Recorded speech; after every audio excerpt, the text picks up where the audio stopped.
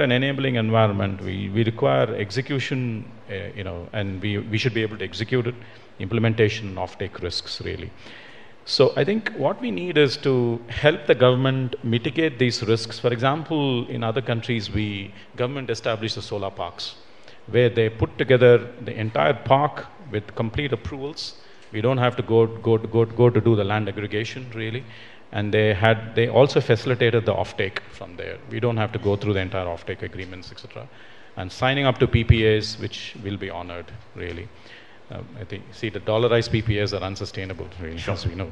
I think we need hedging policies where the government feels, completely, comfortable in doing that. Expecting the governments to sign PPAs in dollars going forward, I think it's a difficult task, honestly. So that's the second thing. And the third thing I just want to say here is that the financing structures, I think the country does not have long-term sources of financing. I think it's a biggest glitch we have today. If the capital structure is not adequate, I don't think infrastructure projects will generate returns. It should be adequate debt and equity component. Equity component has to, where the government can be an enabler. They can set up an infrastructure fund where the long-term providers of capital can come and subscribe to those funds. And as far as debt is concerned, we need instruments which are dated 15 years type debt, where I think the institutions like us can provide partial guarantees and some credit enhancement support. Number one. Number two is we have to mobilize private capital into it through insurance companies and through the pension funds. We need appropriate rating for these instruments, really. So unless we are able to create an appropriate capital structure environment, infrastructure is very hard to take. So my final point is, this enabling environment has to be thought through more comprehensively, as opposed to in a very, very disjointed way. Because even if you look at power or roads, etc., the same problem will come. So I think people like us are enablers with the government to work with them in this. Thanks, Srini. I'll move on to Samuel. And Samuel, you may want to also just emphasize a bit on when you talk about concessional, what is the difference between the market rate and the concessional? What is the difference? You may not want to disclose it fully, but just to understand that it's not free. There's a little difference. So that, just emphasizing on that in your experience in Nepal. Yeah. Thank you, Sujeev. First, let me try to answer this question based on our experience in infrastructure development in this country. Sure. And taking on the number that you mentioned in your opening remark of 100 billion required by 2030. Now, this infrastructure projects could fall under two categories. Economically viable infrastructure projects and also social infrastructure projects which may not give an economic return. First, let's look at the economical infrastructure projects. A power project, for example, is economically viable infrastructure projects, a no-brainer that way.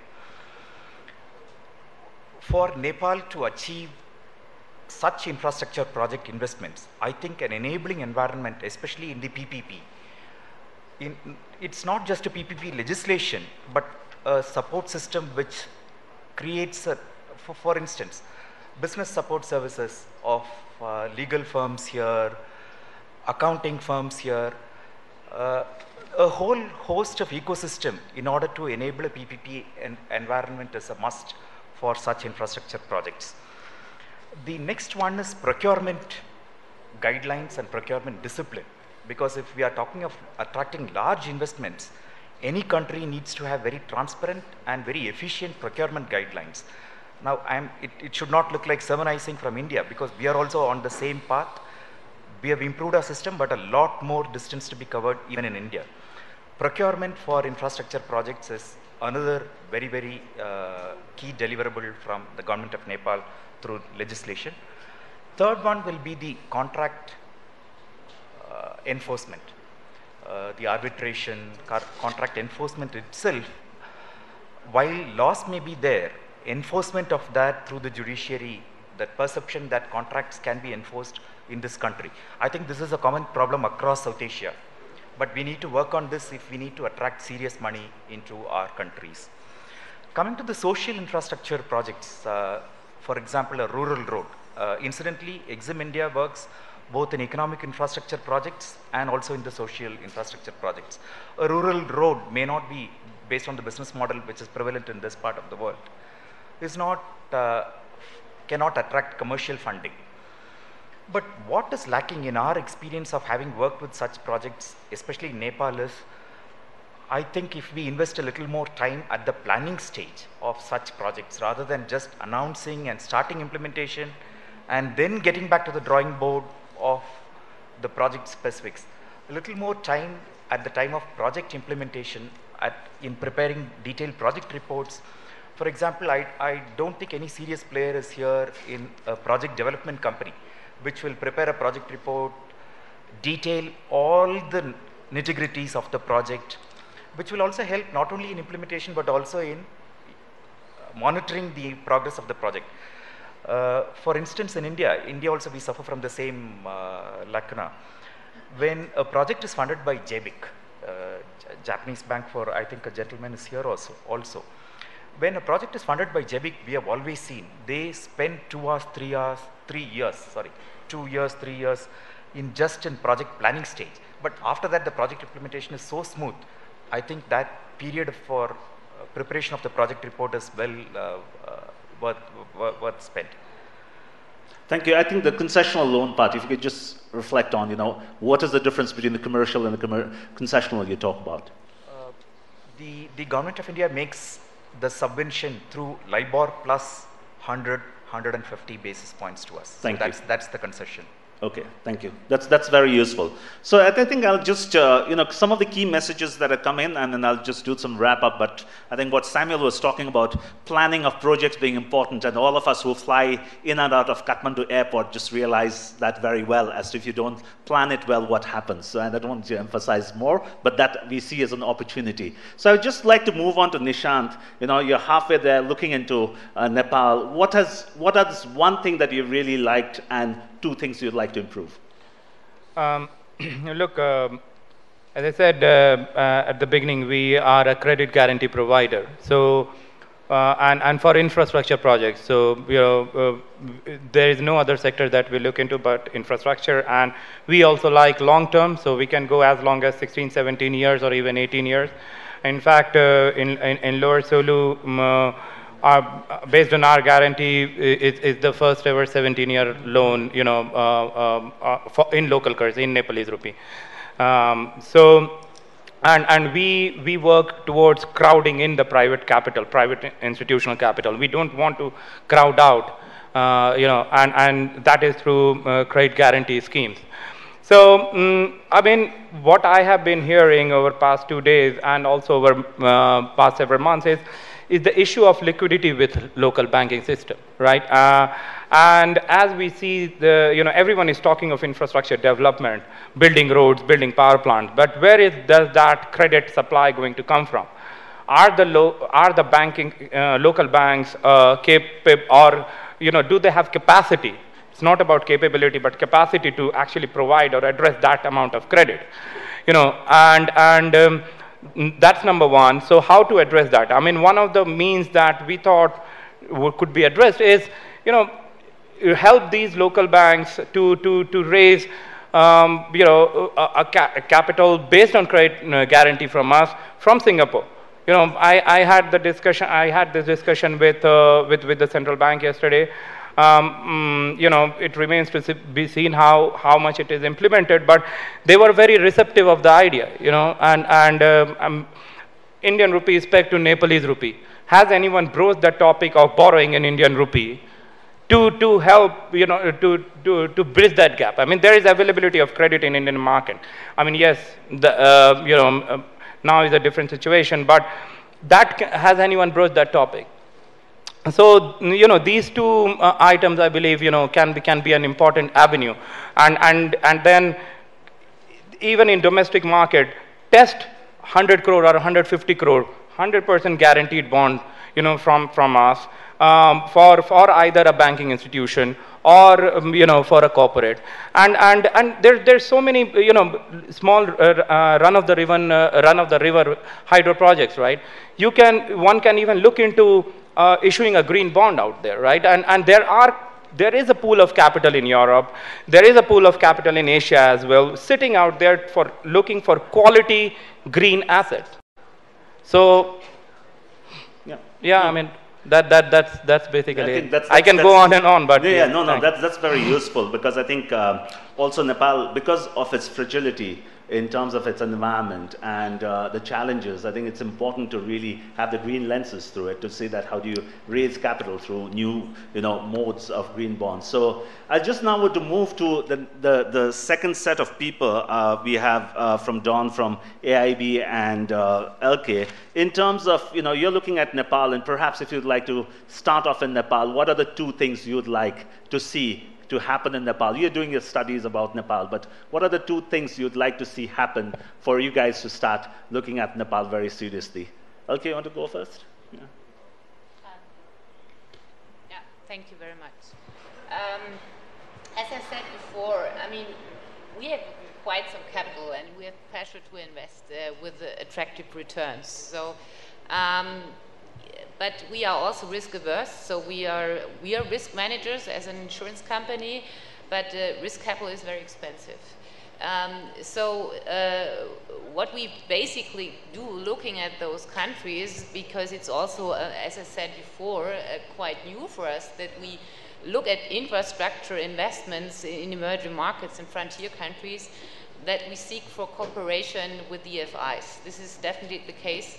I mean, I said before, we are invested in around 70 countries with 500 experts. So we cannot be expert in every single country here on the world. This is clear. So the expertise is in the development banks. So we seek partnerships here. And as I said before, we like their risk mitigations. So with the MIGA and IFC, we already did a first investment in emerging market infrastructure debt. Also our risk appetite on currency, is not high, so we would prefer a hard currency risk. We like taking over the political risk by MIGA, and also even part of the credit risks. So we prefer also first loss contracts. This is a business we just started around 2 or 3 years ago, so it's also pretty new for us. And this is why I'm basically here, to get those connections. And, as you said, for Nepal, what I really liked, what I hear I have been here last year as well, and it's amazing what happens on legislation and what the government is doing. Core is definitely political and legal stability. Thank you. Don, you want to Thank you. share your thoughts? Yeah. Again, with the limited experience as presence AIB, since I joined this forum, it's been 2 days, and I've participated in several sessions. But I saw definitely strong commitment and the intention, not only by the government sector but also industry and the financial sector here. So we should say this is a significant improvement in sentiment, especially like a regulatory streamlining. And we saw the new PPP registration came out. This is definitely the positive signs and directional, the approach the government is taking. But at the same time, we still see some improvement has to be made. Again, this is limited the experience, and shared by some of my colleagues here, which is still some timeliness of approval, especially the loan is made and up to the final stage of final close, the financial closing. I noticed this country has a 2 seasons, right? Rainy season, dry season. If you miss the timing of this loan agreement, we're talking about 1 year delay, the following year. That is one typical case what I heard. And some tax treatment. We saw a lot of improvement in tax deregulation, but written regulation but actually, if you compare to what's happening in the field, actually, some withholding taxes and other taxes still exist. And this is we cover several colleagues here. The repatriation regulation, which is the FX control, which is understandable, but still there's some lot of the difficulties we find. We talk about, let's say, one-time sharp approval.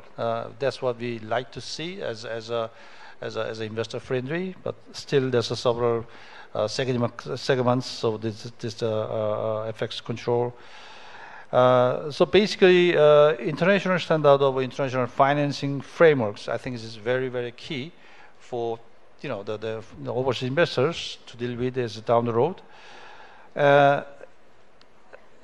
Actually, I can mention that the UT1 project, which we the MIGA mentioned. Actually, this is a very important project. AIB is in now the almost final stage of approval. IFC ADB co-financing, and then of course FMOs and backed by the MIGA.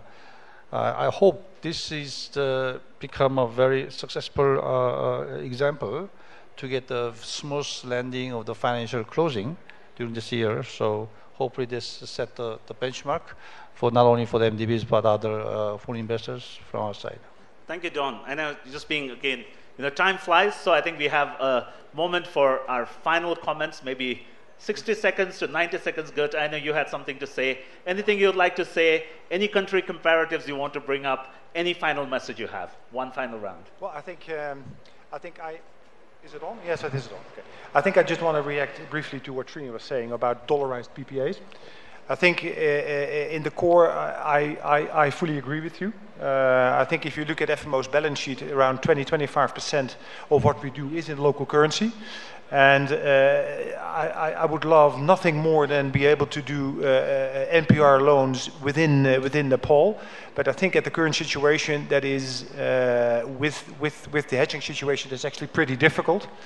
And I would think that for a certain amount of time, it may be 5 or 10 years, but it would be helpful if not only the larger projects over 100 megawatt, but also the smaller project would be able to have a dollarized PPA.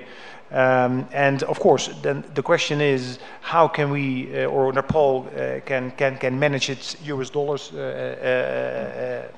and then the fact that they are in hot demand. I think we should be able to, I am not a big fan of concessional funding or donor funding, but it should be able to have some sort of a backstop hedging fund funded by IDA money or World Bank money to basically get Nepal to the first 5 to 10 years of this growth in infrastructure, and then slowly build that down, and then we can maybe have NPR PPAs as well. But I think for the short future, I think a dollarized PPA also for the smaller projects would make sense to attract foreign direct investment.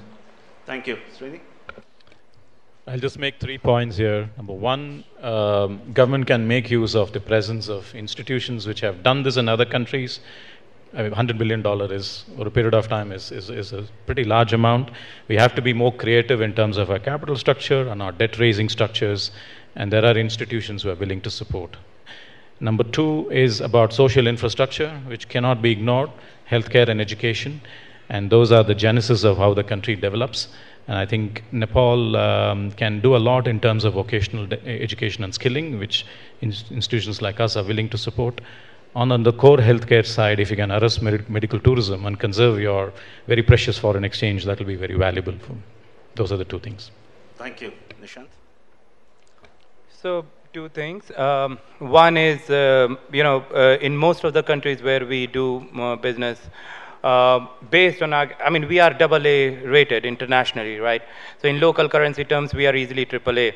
And based on our guarantee, the banks, local banks are able to get capital reliefs, freedom from general provisioning, which helps them to lower the funding cost for a project. Now, when we want to guarantee a certain bank, we also want that thing to be incorporated in the pricing for the local bank. So we would want that to be implemented here, number one. Number two, as I say, and maintain, newer sources of financing is order of the day for infrastructure. Bank financing just cannot be sustainable enough for infra. Garantco guaranteed first ever 7-year INR, offshore INR bond last year. First ever 10-year peso bond last year. We are working on a Bangladeshi Taka bond. Now, there is no reason, again, even if it is for 2 years or 3 years, there's always first time. It can be a pipe dream, but why can't it be done on an INR/NPR basis for a Nepalese bank or Nepalese institution? Thank you. Samuel? Let me just bring in a data point here.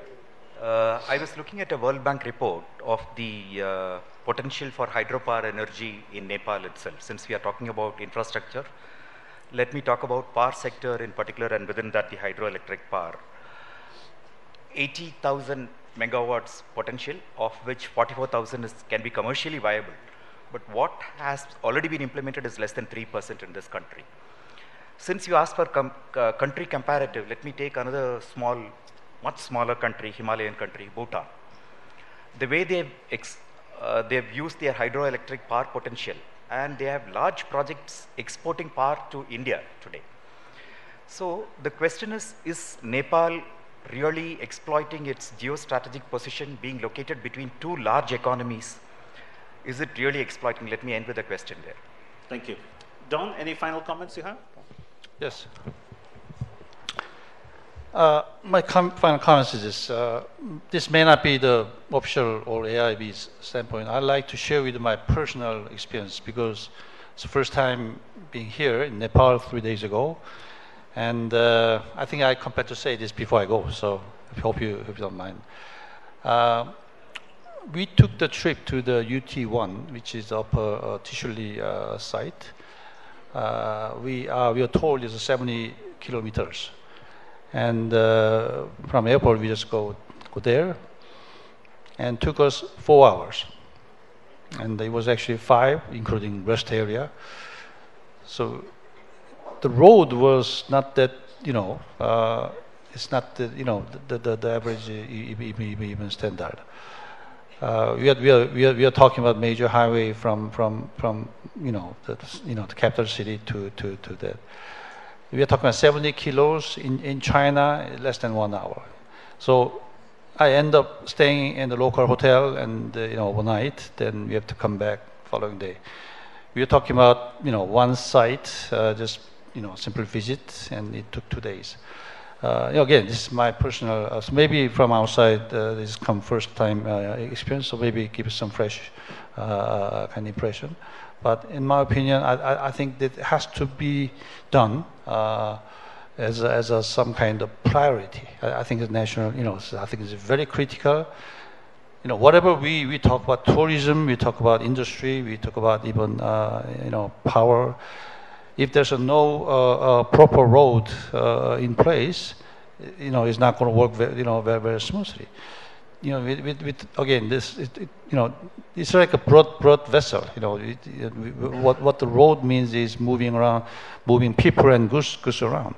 So again, maybe I'm wrong. I may be short, just impression, but I really hope that the Nepal, I think, take it as a kind of critical issue to set the kind of priority. Again, my apologies if I may be too blunt, but I think that's my personal experience. Thank you very much. Thank you, John. Okay, you have the final word. Thank you very much. In my perspective, there's a lot of potential in infrastructure, and you have a great asset. The assets are the people, the Nepalese people, educated people. You should build on. Legislation seems to be in place. I think what is important is effective bureaucracy. So go for implementation, and we would like to be a partner, but together with our partners, with the DFIs, I think we could be, we are ready to connect and to look at it more closely. Thank you. Okay, thank you. So this has been a very interesting panel. I think a lot of things came out. We talked about enablers. We talked about sort of the need for planning. There is issues related to hedging, more technical, but very important in infrastructure financing that came up. But I think we need to continuously think about how can we leverage the fact that we are pegged to the Indian rupee, and how can we sort of hedge our risk with the currencies also. There were issues that were raised also on the contract enforcement part of it. I think that's having a reputation to deliver good sort of legal judgments and implementation is always important. I think the issues that were raised, also very little talked about, was also about English. Yesterday when the minister from Myanmar was speaking, I was tweeting to say that in Myanmar, when you do business, I think Ambassador Bimadas would be here, 99% of the stuff is done in the local language. But if you look at their ministers and bureaucrats, they are very, very eloquent and they're very articulate when it comes to speaking. So I think these are things that we need to look at. Also, one big sort of issue that is brought about, not talked about, is the business development services. If you're asking people to come with $500,000 or $1 billion of investment, what is the type of legal firms they would look for? What is the type of accounting firms would they look for? What is the type of consulting firms they would look for? So I think we need to, along with opening up a lot of other sectors, we have to think of what needs to be done, because that's going to be very critical. But I think in the end, it's always music to the ears. In Nepal, we keep on having events where we talk about how to implement a $600,000 donation. From there, we are talking about how we can leverage the trillions of dollars here in the room. A round of applause to the amazing panel, and thank you very much. Thank you very much to our moderator and our wonderful panelists for such in-depth insights and experience sharing. I think in this Nepal Investment Summit, over the past 2 days, we have shown you areas of investment in Nepal. We also went further and showed you the various feasible investment-ready projects in Nepal. And with this session, we showed you where to get that money from to invest in those projects in Nepal. So definitely a round of applause for our moderator, for our panelists, and to present them a token of appreciation, I would like to request Honorable Minister for Finance, Dr. Yuvaraj Khatiwala, to join us on stage and present the token of appreciation, firstly to our moderator, Mr. Sujeev Shakya, CEO, Bead Management.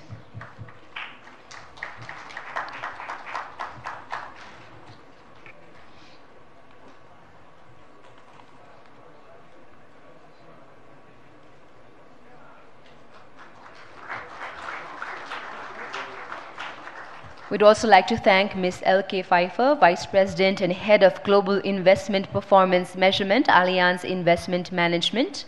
Thank you, Ms. L.K., for your wonderful insights and participation in this panel.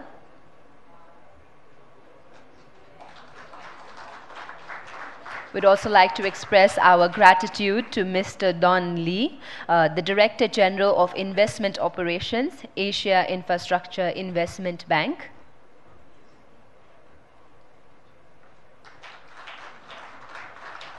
Our gratitude to Mr. Samuel Joseph, Chief General Manager, Exim Bank, India.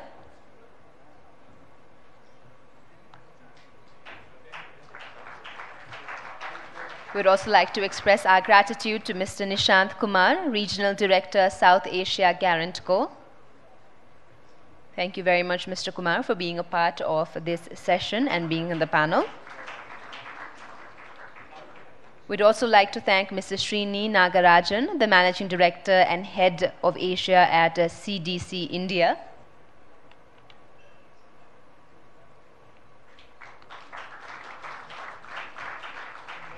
Ladies and gentlemen, we'd also like to thank Mr. Gert Finau, Head of the Asia team at Energy Department FMO from the Netherlands. Thank you so much, Mr. Gert, for joining us in this session. And now, along with the moderator, all the panelists, and our minister, I would request all of them for a group photograph.